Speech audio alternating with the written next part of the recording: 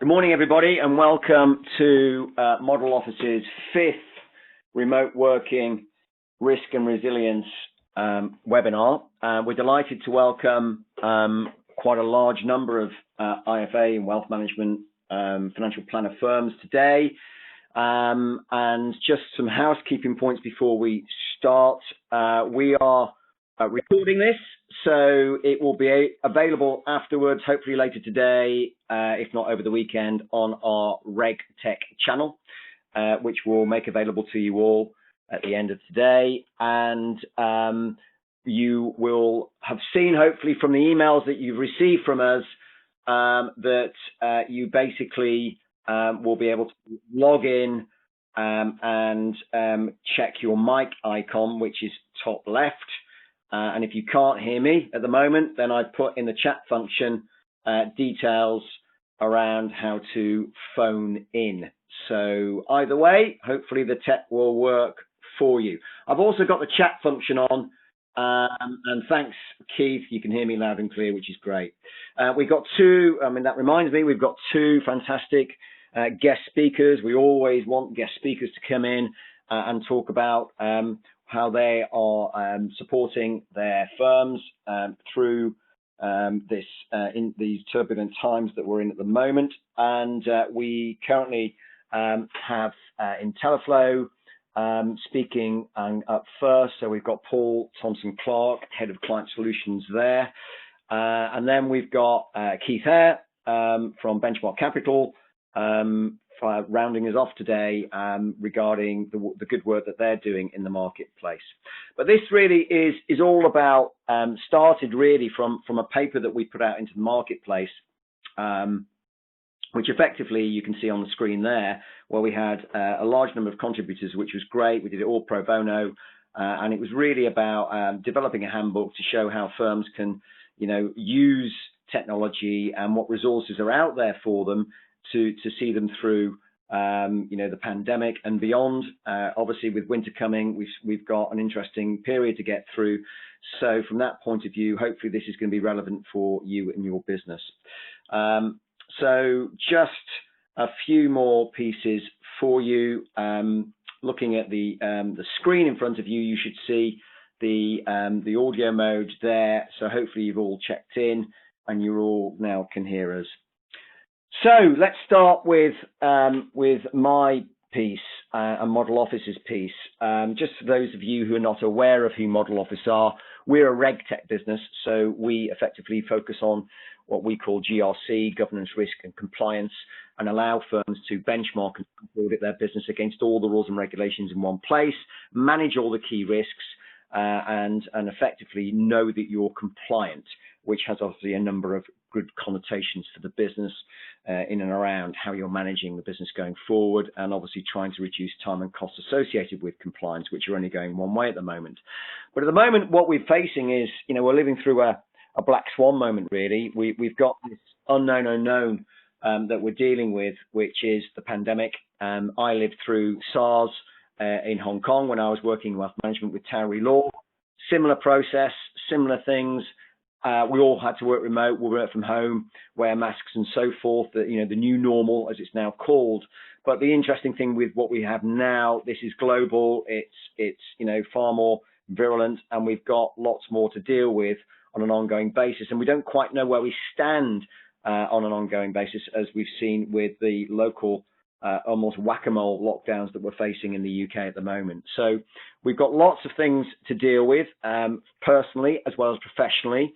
And really what we're ensuring at the moment is that we want to give you as much comfort and tools and techniques that you can apply to your business, so that you know that you've got the finger on the pulse when it comes down to the key issues that we'll talk about today. So technology. When we put together this, the paper that we originally put together, it was back in, I think, April now.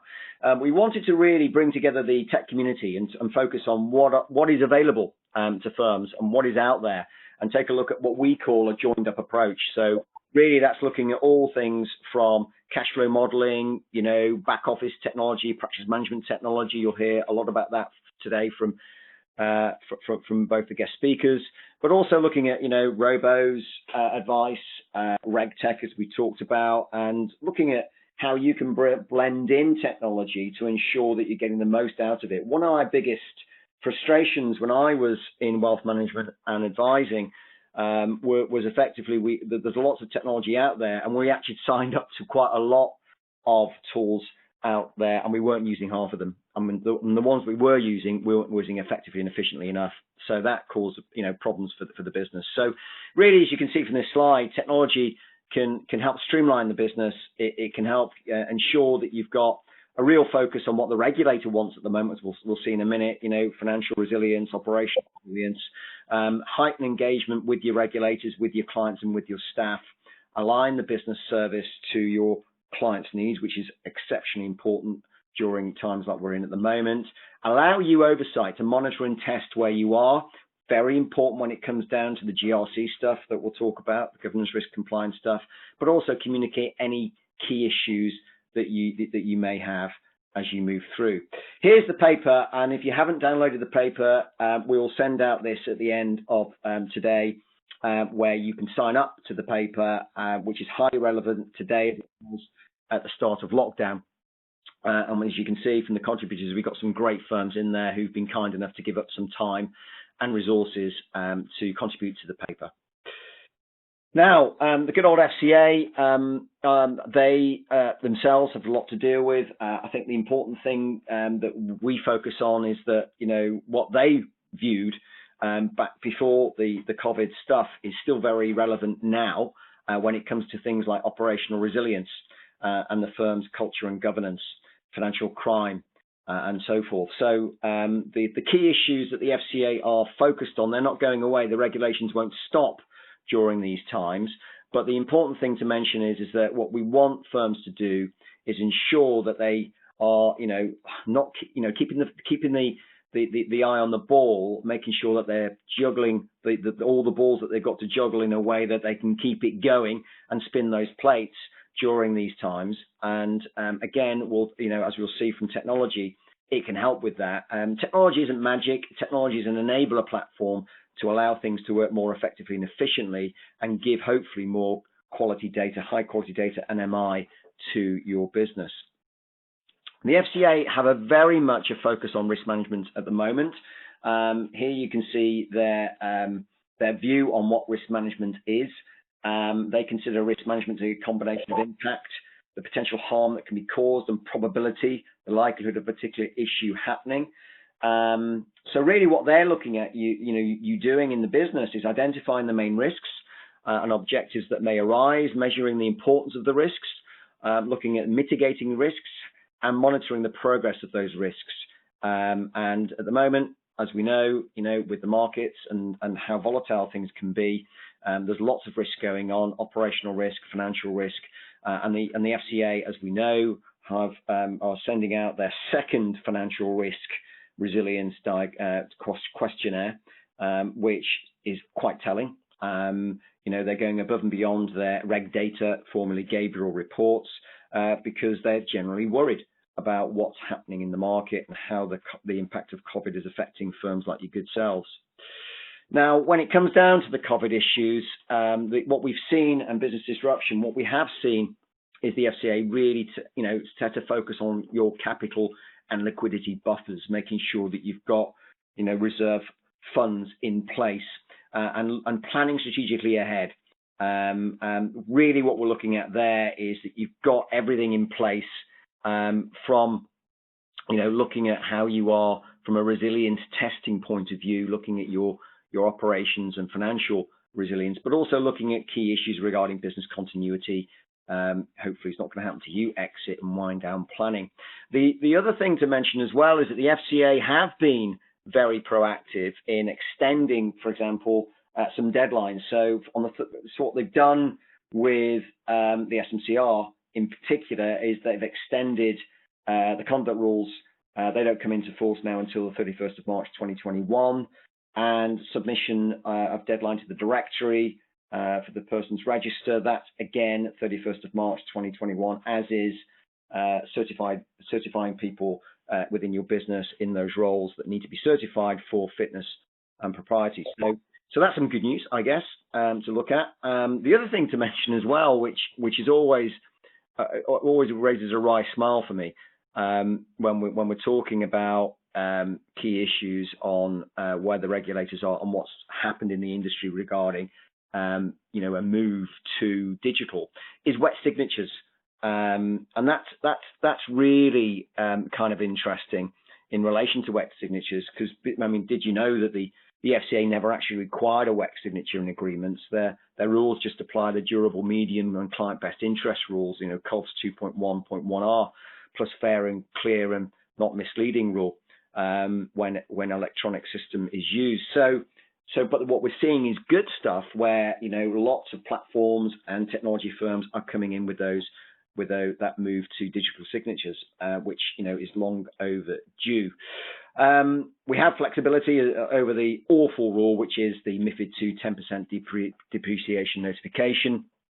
And as I've mentioned, we've got the resilience questionnaires coming through. The other thing I want to look at is, a lot of people think, well, resilience testing is for the bank, surely, it's not for us. We're too small for that. Well, no is the answer. However, big or small you are, you really do need to apply some form of resilience testing across the business.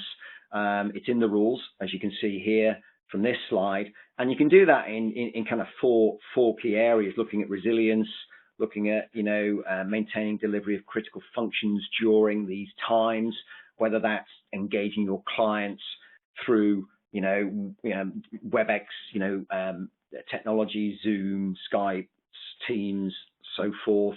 Looking at continuity planning, planning to the disruption that you may be facing as a business and may continue to face for some time.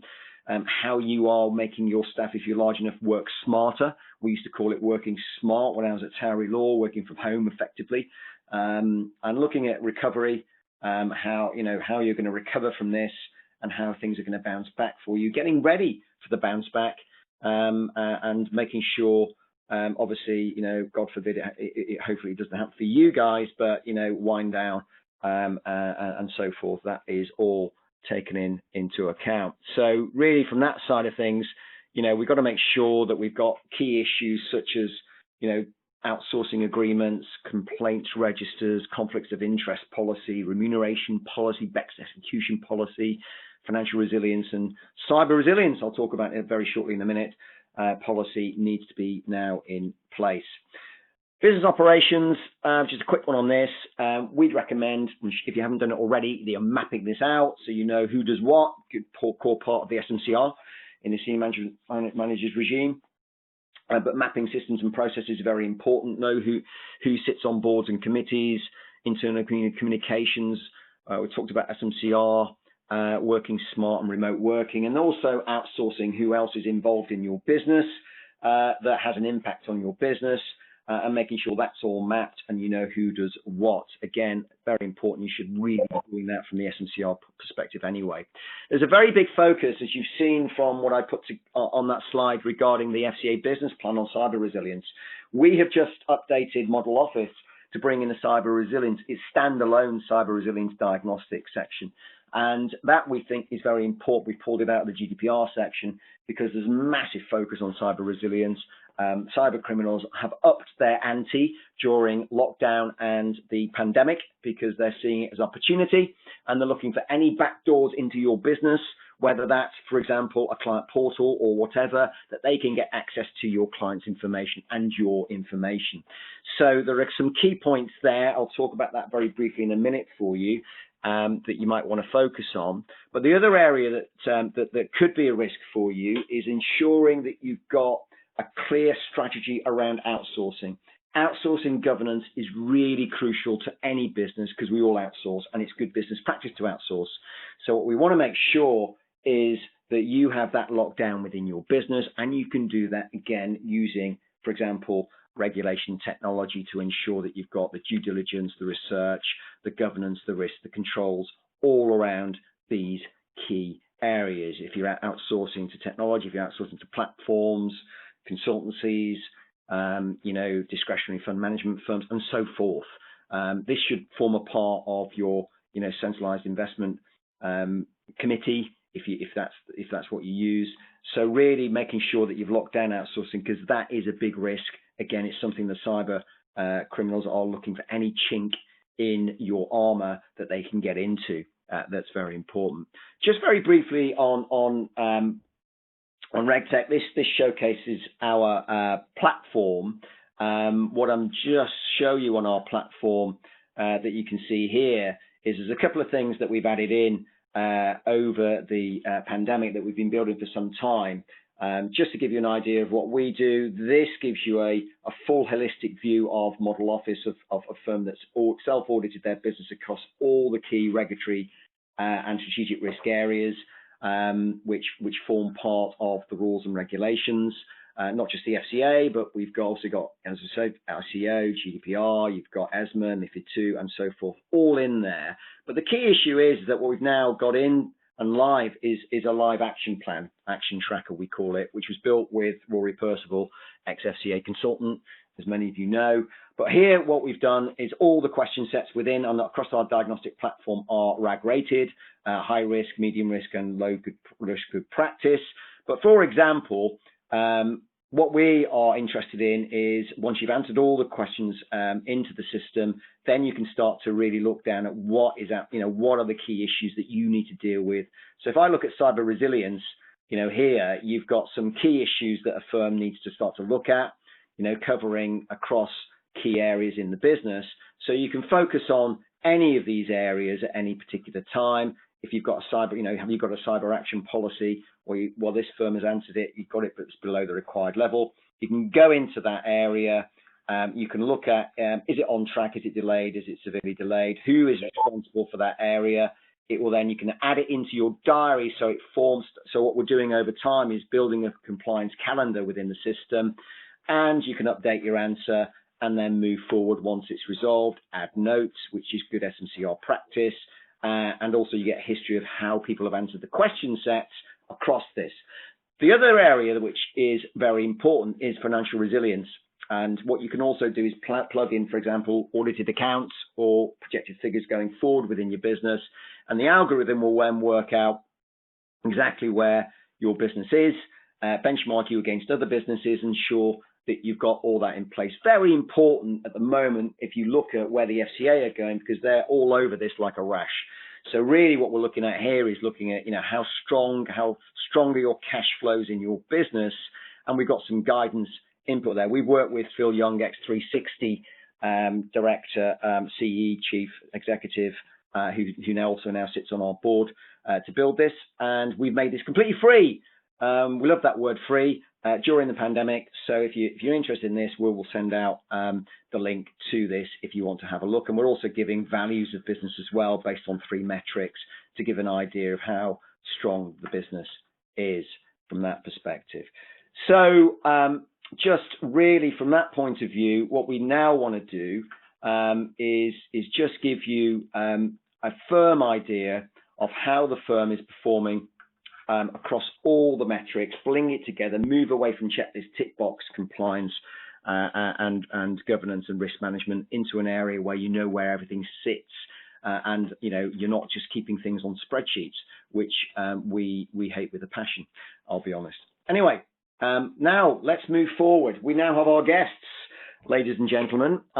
First and foremost, we have up is Paul Thompson-Clark. Paul works with Intelligent Office Client Solutions team and specializes in financial advisor practice management software, implementation and project management. I think Paul has worked for Intelligent Office for over 6 years now, and in previous lives has hands-on experience working in learning and development within the industry, mainly with IFA practices. So I'm now going to look at Paul, and I'm now going to bring him in. And this is where we hope the technology works. I've unmuted you, Paul. Can you hear me? That sounds good to me, Chris. Okay, the floor is yours, Paul. Well, thank you for the introduction, Chris, and good morning, everyone. As Chris says, my name is Paul Thompson-Clark. I'm one of the Client Solutions Consultants at Intelliflo. What I'm going to do over the next 15-20 minutes is take you through our experience of how people like yourselves, your peer group, who use the Intelligent Office software have been working in a COVID world, and the kind of technologies that they've been using to support themselves in that world, and what their concerns have been both at the time of COVID breaking and the concerns they had looking forward. And those concerns are still very valid 6 months on. So to support that, we're going to gain insight around how your peers have adapted their use of technology in response to the COVID-19 world, and some learning outcomes to support that. I'm going to show you what you and your peer group are most concerned about now in the future. A lot of this you're going to recognise, I'm sure. Describe, though, what they are doing to help mitigate those concerns, both now and looking down the line, and then demonstrate the technology that our customers are using, both in terms of our own technology and technology with third parties that link into IO to adapt to this world, this new normal, whatever that phrase means. It seems to change on a fairly daily basis. So the COVID-19 impact, I could probably do without this slide. You probably know about as much about this as I do. Yeah, moving away from offices, working from home. I am a home worker, so I'm very fortunate in that regard. I have a little office or broom cupboard that I work from, but of course, my wife is not a home worker, but she has been for the last 6 months, and so because of what she does for a living, I've been turfed out of my office, and my home office is now the end of the dining room table. And of course, we use the phrase home office not flippantly, but without maybe a little bit of thought, because for many people, they won't have an office to work from at home, and they actually might not have really a decent space to work from at home.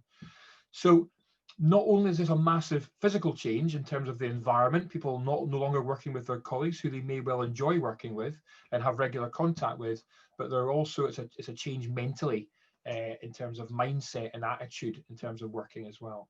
But of course, one of the biggest things is that we're not able to meet our clients face to face, and I'm sure that's something you really enjoy, given the job that you do, and it's certainly something that I really enjoy and do miss.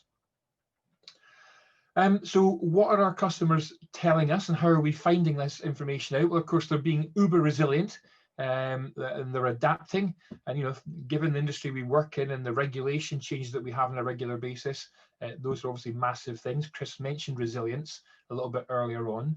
They're determined to succeed, and there's obviously a willingness to succeed as well. Now, how do we know this stuff? Well, we not made it up. These are easy words to throw around. We conducted a survey of our users, our firms that use IO, back in April, and asked them some of these questions around how they were adapting to a COVID world, what their thoughts were, what they were doing now, and what they plan to do in the future. And the responses that we got back from that survey were quite interesting. 534 respondents from our survey. So what were they telling us?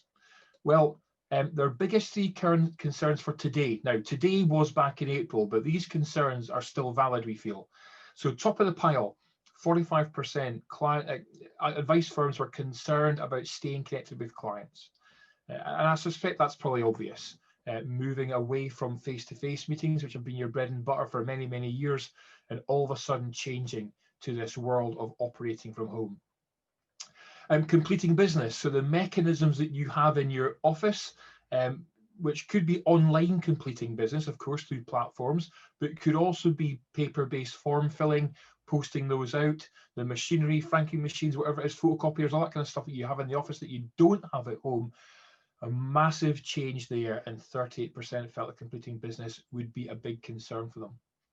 Then, of course, navigating market uncertainty. So market uncertainty in terms of what we do for a living, financial markets, but also the broader sense of market uncertainty. So I suppose what the government was going to do.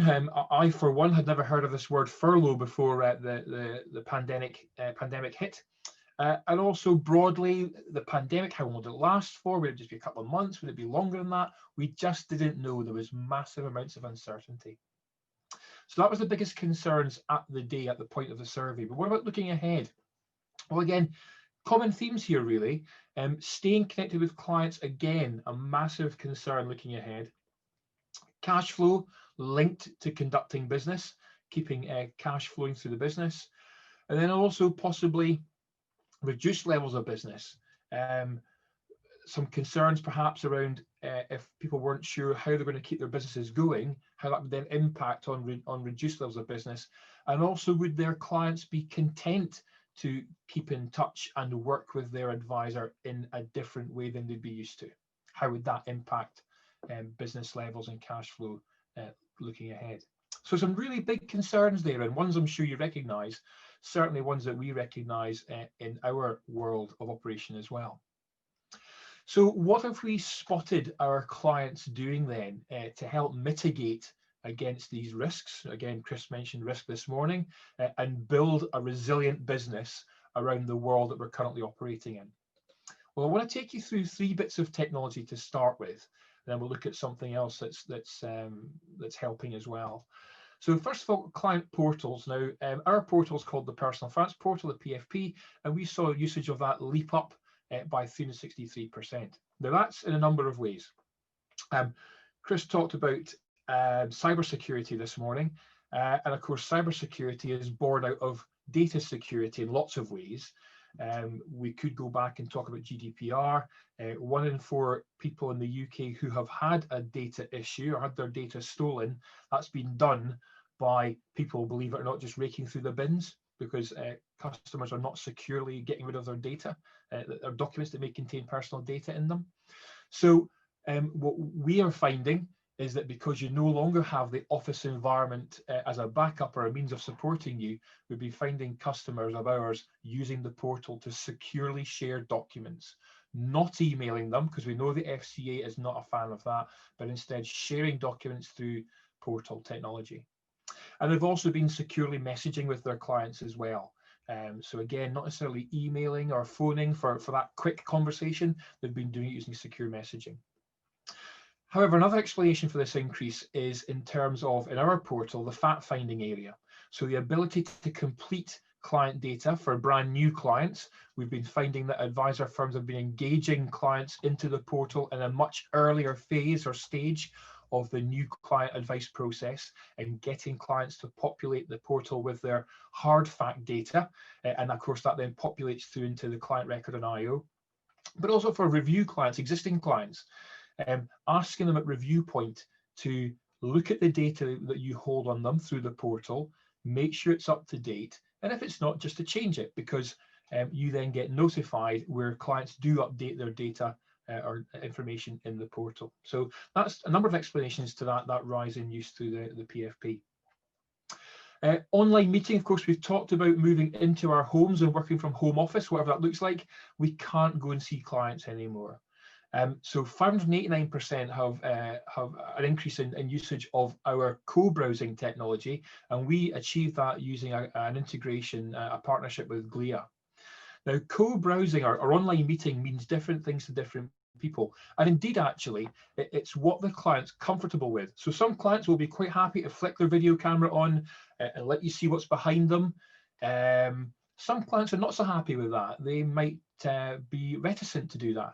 So with the integration we've got with Glia, you can do anything from live chat, which many of you, I guess, will be aware. You may have used that with your own utility providers or your TV package providers. You just chat online, so that allows you to work and chat at the same time. Some customers might be quite happy to talk on the phone, but over the internet, so that telephone conversation is recorded. We'll come back to recording in a minute. They might be very happy to share their camera, as I was saying before, so it could be a video call, video conference. Or this phrase co-browsing is really important, because the next level up from video conferencing is where the client allows you to access their browser and show them how to do something. So an example of that could be on a client portal, the client's not sure how to see their portfolio, so you can take control of their browser with the client's permission through this integration and click on the buttons on their behalf to show them how to do that. Whatever means they choose to do that, online meeting, co-browsing session, the Glia integration allows that to be recorded, and that recording is stored against the client record. And then finally, again, Chris mentioned, crikey, you think we'd actually planned this. He talked about wet signatures. Of course, we've also been surprised, and I've seen quite a lot of chat on this on LinkedIn, for example, and on Twitter, about the kind of slow reaction from providers to accept digital signatures.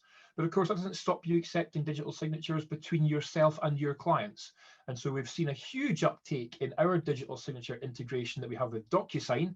You can see the figure there, over 1100%, whereby IFA firms, wealth management firms, are using digital signature technology to get fee agreements or client agreements or whatever it may be signed by clients, sending that via their portal technology, and then it being signed and sent back with a certificate to back all that up. So that's what we are seeing in terms of the data we can collect from the way that our customers are using the various integrations that we have with Intelligent Office and the Personal Finance Portal. It's really, really interesting. I want to just have a look at some stuff that's going on right now, though, because the thing about those bits of technology I was talking about a minute ago in the previous slide is that we've always had those things to offer, and some firms have embraced them, and some firms have meant to embrace them but just not got round to them, or some have just not embraced them and now they have to. These things that we're going to look at now, Open API and Open Banking, are fairly new to the scene. So Open API, well, API stands for Application Program Interfacing, and it's basically a way of connecting technology together. It's a very modern way of doing that.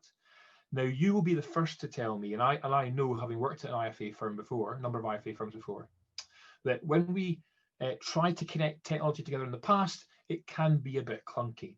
So Open API is the way to remove that clunkiness. It's the more modern way of connecting systems together, technology together. And indeed, we're really proud to say that Model Office, Chris and his team have used our Open API to connect their Model Office technology to Intelligent Office. Now, I'm not the brightest guy on the planet. I can use technology, and I know IO really well and can configure and stuff, but I'm no coder. I don't write code. So what does API actually mean? Well, if you think about going for a meal and ordering your food from the waiter, and the waiter goes to the kitchen and the waiter brings your food back, the waiter is the API between you and the kitchen getting your food. Or if you're my ilk, my era, you will remember Hong Kong Fooey, #1 super guy. Rosemary, the switchboard operator, in the opening credits, she was pushing the plugs into the switchboard to connect calls. That really is an example of an open API, but old cartoon type technology, but reflecting really well what new technology is doing for us now. And whenever we work with new integration partners, we insist they go down the open API route, because it's just the way to make your lives and your clients' lives so much more easier. And with existing customers who are not using, or sorry, existing integration partners who are not using Open API, we're encouraging them to do so. An example of that is Open Banking. So you'll know that the Payment Services Directive, PSD2, as it was, came out, I think, the start of this year, end of last year. That brought into law the requirement for the banks to share with third parties, with the permission of their clients, banking data. And that third party, in this example, is us, is Intelliflo. So with the client's permission, they can go into their bank account and allow the data in their current account, savings account, credit cards to be moved into the client portal, the Personal Finance Portal in IO, and then that and then that data migrated into the fact find, the income and expenditure section of the fact find in IO. And importantly, that data is updated on a daily basis. So you have a constantly updated picture of the income and expenditure of your client. Gives you a much bigger and more complete picture of your client's finances alongside their regular investments that they may have and are being advised on by you. And that's a great thing, because a lot of customers perhaps don't want, a lot of your customers want to take the time to fill in that really detailed expenditure table you might ask them to complete. And you might feel a little bit nervous about asking them to do that as well. So win-wins for everyone as far as that's concerned. And we've had that app open now for 5 to 6 weeks. It's been really well received. So thinking about moving on then towards the close of this session, we talked about what people's concerns were back when we took the survey data in April, and also what they were concerned about going forward.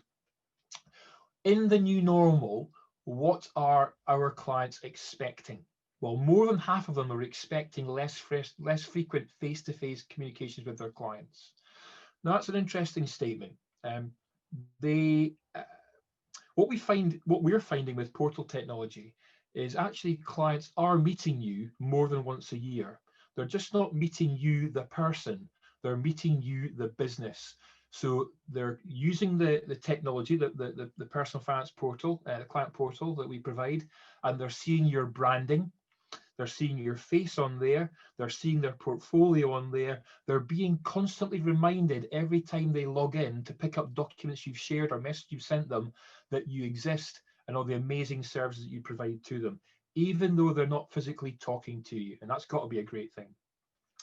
59% are expecting greater efficiency through increased adoption of technology. And 57% are expecting staff to work remotely more frequently. Now, the interesting thing there is the phrase more frequently, not permanently. So staff, we talked earlier about physical and mental well-being and health and wealth. Staff do want to come back into the office, and I'm sure that the business owners amongst you want that as well. But you are recognizing that actually there's no harm in clients and your staff working from home. It probably builds in loyalty. You probably find that staff actually work longer hours, which you don't want, of course, but it's a natural thing to do as a result of working from home. It's a win-win for everyone. And 50% of respondents expect that technology has played a more prominent role in their day-to-day operations. Again, Chris was talking about SMCR, the need to create and record and write down your business operations, the way you do things around your place. And so technology, if it's disrupted or changed, that means you've got to then update those day-to-day operations and record or edit the way you change the recording, the records you have for doing that, should the regulator want to see that information. That's what more than half of the respondents expect. More than half of the respondents actually are, though, adopting more technology with clients. They've adopted more technology with colleagues. So again, we talked a bit about the willingness of bosses, if you like, allowing their staff to work from home. So to do that, you need technology to support that, and have realized or considered or implemented business efficiencies. Again, back to SMCR, make sure your processes are recorded and up to date. 42% of respondents have adopted new uses of technology that they'll implement on a permanent basis. So just revising what we looked at then, we've talked about what you and your peer group were most concerned about, both now and in the future, in terms of the COVID virus coming around and the change of practice. We described what they're doing to help mitigate those concerns. We didn't demonstrate, but I talked you through 4 or 5 bits of technology that are helping our customers, people like you, to adapt to this new normal. I hope that's been insightful for you. Thank you very much again to Chris and the team at Model Office for the chance to talk. I hope you've enjoyed it. I hope you all stay safe, and I wish you the best of the future for your businesses as this coronavirus period continues. Thank you very much. But there's some really important points from that presentation. Intelliflo have been working hard all the way through COVID to support their firms. I know we integrate with IO, so we know how all that works. So I thought there's some really good points made there by Paul. And if you've got any further information that you want from Paul or IO, just let us know and we will send it over to Paul. Right, I'm now, without further ado, I am going to transfer presenter rights to Keith Hare. Just for those of you who don't know Keith, Keith is Director of Benchmark Capital, a group of companies incorporating a multi-award-winning IFA practice, and basically they support a number of chartered IFAs and have a software company and a discretionary platform. In previous lives, Keith, like myself, has run his own consultancy firm and worked for many global software companies. And I've known Keith for some time now, and I'm sure you're going to be impressed by his presentation. So he's just asked me to allow him to present. So I'm going to allow him to come in, and hopefully we can see his screen and hear him shortly. Morning, everybody. I guess my take on this, actually, from a firm that do quite a diverse range of things, is to just talk through our own experiences. I mean, Paul made quite a lot of references to Intelliflo are great at surveying their firms and what they do. We've got, I guess, a sort of slightly unfair advantage of doing quite a few of these things ourselves. So hopefully you can see on the slide there that Benchmark Capital as a group, we offer solutions in really 6 areas. There's technology, regulatory support, and in some cases regulatory outsource. We have a discretionary platform, as you said, Chris. We run our own investment solutions in-house. We also support third-party investment solutions on the platform. But what I spend a lot of my time doing is helping firms plan for growth and for eventual succession planning. And that's becoming an increasing part of our world as wealth managers and financial planning companies trying to think longer term, what they want to do with their businesses, how they want to grow, and whether they want to hand over to their own staff or potentially sell their business at some point. So what I wanted to spend the next, I'll just sort of chat for maybe 10 to 15 minutes really, and then Chris, I'll hand the mic back to you. But it was really just about what's happened to us as a group over the past 6-7 months. Where are we now? What trends are we seeing from our own practical experience? And similar to Paul, what some of our users are telling us around what's next, and what do we think are going to be the key kind of components of the successful post-COVID advice firm? And I wanted to focus on financial planning firms as opposed to the tech or the other sides of our business. So what happened? Let's take it from 4 angles: from Benchmark, from our advisors. So we have a firm called Aspect 8, which is now 60 financial planners, looks after about 2 billion of client assets in total. So how did Benchmark as a group respond, and what's happened in the 7 months? But also, how has Aspect 8 and their clients reacted to this? And I'm sure, hopefully, you'll see some, I would say, some similarities with your own experiences there. And I'm not going to dig at any particular provider or third party, but we've had some mixed experiences with some of the platforms and the providers that we use. I just wanted to talk for a couple of minutes about that. So within Benchmark as a whole, we pretty much locked down within 48 hours and moved 430 staff from office and remote working combination to entirely remote based. And what we've noticed over the past 6 months is that the practicalities of doing that, the keeping the show on the road, the functionality of the businesses that we run, and the SLAs that we've put in place have actually served us very well as a cloud-based organization. Things have just kind of cracked on. What has been really interesting and something we've really got to keep an eye on as a profession, I think, is the human factors. The welfare of staff, the practical setup that people have. I think you mentioned it earlier, Chris. How are you actually engaged enough, and is your work-life balance is it balanced to work from home over a long period of time? Because one thing that's clear is that this is going to go on for some time yet. Our advisors and clients, as Paul's made reference to in his presentation, took to technology in the run-up to coronavirus, but we've seen huge acceleration of adoption in the 7 months since lockdown. And with regards to providers and other third parties, I feel disappointed, to be frank, by a number of them, because we found that at just the time they needed to be on the phone, on Zoom meetings, supporting our advisors and potentially their clients who are also policyholders. A lot of providers that we work with were shutting down their telephone support services and telling us we could only communicate with them via email.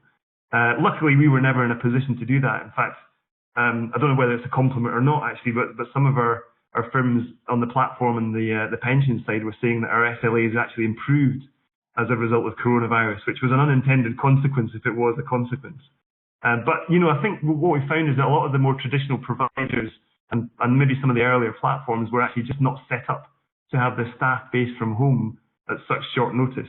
And so they had to basically, it was a temporary dip, it was a dip in service that's actually coloured the relationship with some providers. And Chris talked about resilience. Resilience is as much about timeliness and responsiveness as it is about the ability to keep the show on the road. So I think where we are just now is that, over the past 7 months, we've all got used to using technologies, those fancy backgrounds that you have on Zoom. And like Intelliflo, we've found that the use of our client portal has gone up, interestingly, not as exponentially as the Intelliflo feedback has been, but it has gone up considerably. I'll talk in a minute around why we think the growth and the adoption of client portals has been slower than it might have been. But it's also grown across devices as well. I'm sure Paul will share any data that they have around device usage. I'm about to share you ours from who accesses what and by what means.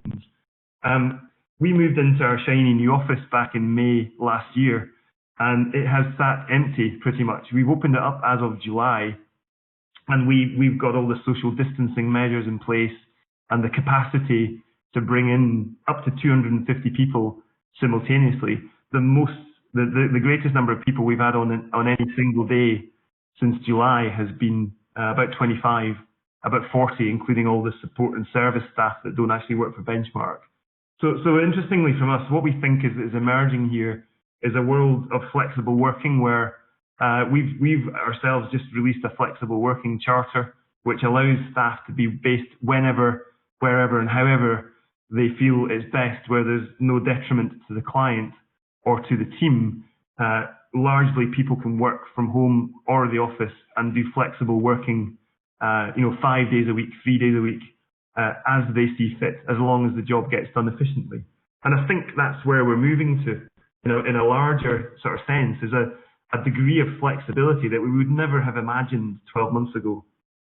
And what's, the good side about where we are now, if there is one, well, as a profession, we're all still here. And when you always kind of think very carefully when you're bringing positives here, but as a profession, our fee structures and the way in which we set our businesses up have pretty much, with the word resilience again, we've been incredibly resilient relative to some other areas of our country, in terms of hospitality, as we know, and the manufacturing. We can do this remotely. Many of our peers just can't. Advisor confidence in the technology definitely improved and improved quickly. If I look at our own advice firm, some of the biggest stalwarts, the kind of people who thought that technology would be an erosion of client value, have actually ended up being some of the most evangelical proponents of it. Somewhat frustrating, since I've been trying to persuade them to use it for the past 7 or 8 years, but it's great nonetheless. And I think what has been really clear for review clients and existing relationships is that clients really do get it. They don't see it as a decrease in service, the fact that you're not going to see them anymore. In fact, some of them welcome it, particularly some of our more vulnerable clients. And it's given a lot of firms the opportunity to refocus and rethink strategically about their businesses from the bottom up. So, for example, I'm a non-exec director on 8 financial planning firms now, and at least 2 of them are really rethinking whether they need as much office space, the balance of working from home and from the office, and just their fee structures, how if they differentiate client service by a degree of digital adoption. All these things have given, the free time, if you like, has given us the opportunity to refocus and rethink at a fundamental level how we might conduct our businesses through the emergence, at the other end of coronavirus, I guess. And our ongoing fees, and I'm sure yours are too if you operate this model, are highly resilient. We haven't seen much of a drop in ongoing revenues at all. That's regardless of whether the firms are fixed fee or variable fee models. And, there has been accelerated adoption by platforms and providers across the piece of things like e-signatures, secure document management, etc., which is all good news. The downside is we're all still here. I would say that there's no end in sight. It's strange having 2 Scottish people doing the presentation, but actually, Scotland has just announced a further lockdown, and I think it's coming to the north of England soon. I can still see us being here 9 months from now in some form of lockdown locally, or it's just something we're going to have to get used to in the longer term. So new client engagement for us, and I'm sure it may have been the same for some of you, has been harder and more challenging than looking after existing clients. You need a new vocabulary when you're engaging with clients digitally for the first time. Building trust using Zoom and other sort of remote technologies is a different proposition to meeting people face to face, and we're still finding a lot of clients would like to meet us face to face to effectively to sign them up. It might only be one meeting now, but some of our larger clients, who have 7 figures to potentially invest with the advice firm, just don't feel comfortable yet anyway, having that kind of conversation remotely without some form of kind of, well, it'll be an elbow bump rather than a handshake, I guess. And as Paul alluded to, and you know, you mentioned yourself, Chris, it's a scammer's paradise if you don't set yourself up for protective measures. We have had more phishing attempts on our advice firm in the past 7 months than we have in the past 5 years combined. And I hold our hands up collectively as a profession, and particularly as a tech industry, is that we're still not as joined up as we could be. The technology, I think if you've read the Mark Polson's recent study, which is called A Disconnected World, basically there was a sense that most advisor firms have at least 7 pieces of disparate technology that don't talk to each other as well as they should. So there's still a job to be done there. And even within, you know, what we would see as a fairly joined up end-to-end proposition that we have ourselves, we see huge variability of technology adoption within our own community, let alone out there in the wild. Somebody used the phrase, you know, it doesn't matter whether you're working with clients or with businesses, Zoom's only 2-dimensional, and you don't get some of the nuances and the sort of behavioral finance cues that you would if you were sitting face to face. So I still think that there is absolutely no danger of the robots taking over either from business to business or from client transactions with advisors. But what we see very much is digital becoming the norm and client portals becoming the sort of go-to place, if you like, the venue for review clients and for onboarding of clients. So I'm not going to spend any time on this. We have our own digital platform called Wealth Platform. And what have our clients been doing on this? The clients of our own advice firm have been checking in more regularly than they used to. There's more of them using it. The adoption has increased. And the reason the adoption has increased well within our own firm is that we've trained our advisors how to be confident using it and telling other people how to use it. And so what is it our clients have been doing? They've been finding out how much they've been worth on a much more regular basis than they might have otherwise done. The number of monthly logins has increased quite substantially within Aspect 8. That's not the case across the board, though, I would say. And what is it that people are doing? They want to see how their fund values are moving over time. They want to check the kind of composition to see if we've rebalanced. But more importantly, they want to actually see a sort of secure document exchange between themselves and their advisor. So things like the research packs that are put together, the risk profile that firms undertake as part of the review or the initial engagement process, the way in which we educate clients digitally has come on masses in terms of the number of people accessing it. But I would say the biggest growth area across the piece for us has been the ability for our advisors to securely share documents with clients and to say to a client, we will never send you an attachment via email, and we will never request your username and password in any capacity unless it comes via your phone through 2-factor authentication. And if I think about the usage stats, this is not a survey. This is our own firms that we have the data for empirically. So I'm really focusing this on best practice, our network. Usage stats from a device and a browser breakdown. Interestingly, we had kind of assumed that mobile would be the big winner here, that green segment would be much more than it was. Actually, people, I guess, sitting at home more are using laptops and desktops much more than we thought they might over the past 12 months. It'll be interesting to see. I haven't run the figures for the last 6 months, but I would imagine that desktop has skewed that sort of reading, if you like, and that mobile, the 6 months before that, probably would have been greater. And interestingly, lots of people using Safari and Apple-based devices to access their stuff, basically. And the number of logins has increased, not to the extent that Paul's demonstrated. And what we've actually seen is that period where we're all getting really happy-clappy about the emergence from coronavirus in June and July time. Well, we actually saw a temporary, as it turns out, decrease in access that is almost like inversely proportional to the volatility in the market or the sentiment about a second wave. You know, people check less if they're less worried. And what we've seen, actually, I've got the September statistics not on this graph, but we have them now, and the usage has gone back up again quite substantially in terms of total logins. And the numbers of usage there's a truism in the tech community that people like to get up at 3 o'clock in the morning, sleepless night, and then check what they're worth. We just haven't seen that at all. Our usage has been most prevalent. It's like you can see from this chart, you kind of get less enthusiastic about your finances as you go through the week. And actually, the weekend, or particularly Sunday, is not a day to be checking your finances as far as our users are concerned. What we have found is that the overall stats, and I've got to sort of caveat this by saying that this includes the first 6 months pre-coronavirus as well as the 6 months afterwards. We've got huge variability in the amount of adoption from the firms that use our kit, basically. And the key is training. I'll say it again. Help your advisors and their staff to be confident in the tech they already have, and you will get better results with adoption from clients. We at 5.1% of clients using Wealth Platform at least once every 3 months. That is shocking as far as I'm concerned. But our firms get up to 23, 24% on occasions because they've put the time and effort, they've invested the effort in the process of skilling their own staff up, basically. What does it mean from us? I'm very aware I'm just about to run out of time.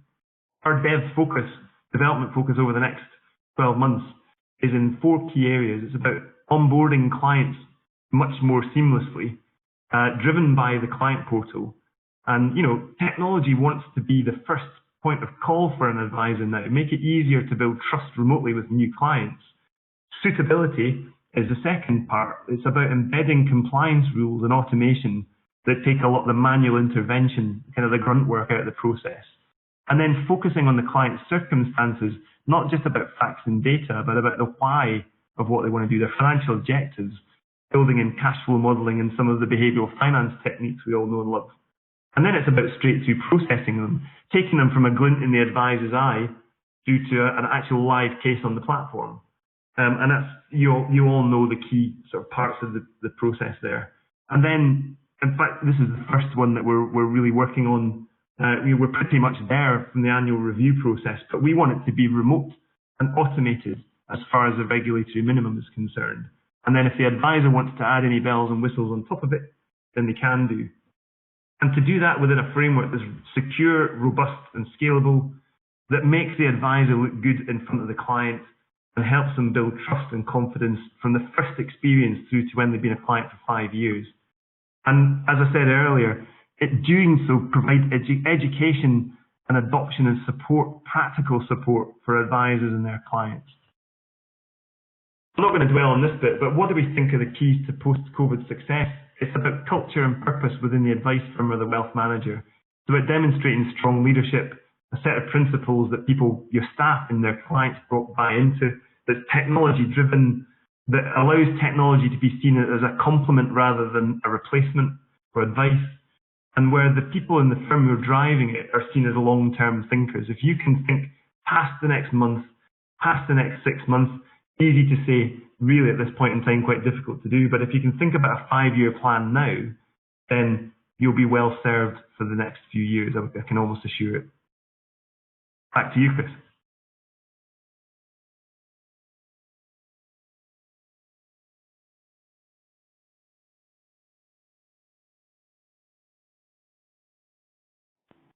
Keith, that was fantastic. Thank you so much. And it worked, which was great. Good to see the technology working. But I think the key points I took from that is, I loved it. We're still here and we're still here. But the joined up approach is absolutely spot on, I think. And as that came through as well from Paul's presentation, from the Intelliflo side as well. But you've got to really ensure that you have a joined up approach across your technology. As I said at the start, all the technology that we used to use at Hare Law, half of it we just, it just wouldn't, talk to each other, and it wouldn't plug in, and we wouldn't use the data, and therefore we weren't, we were spending money where we shouldn't have done. So at the end of the day, you've got to stress test that, and I think the key point from Keith as well is training, making sure that everybody understands how the technology works and how you can get the best out of it, because technology is a great enabler platform for your business, as I've talked about, so that you are going to get quality MI, quality data, you know exactly what's going on in the business, and you are ensuring that you have business, not only resilience, but sustainability as a practice. So last thing from us, It's all about evidence-based practice across our 5 key areas here that you can see at the top, about your regulatory compliance, GRC issues, governance, risk and compliance, the risk elements, the revenues we've talked about, financial resilience within the business, making sure that your reputation is intact. You're all doing a great job with your clients, making sure that continues, and that you are the go-to people for your clients who may go through personal issues and challenges through these difficult times. And retention is retaining not only your clients but also your staff, making sure that you've got the right people in the right place with the right skills, and they're all doing the good job that they're doing, and you're keeping them happy through these times. So some good key issues there that we need to deal with. Obviously, the other issue is Brexit. We have a Brexit paper, so if you're interested in that and the impact of Brexit on your business, then please do let us know.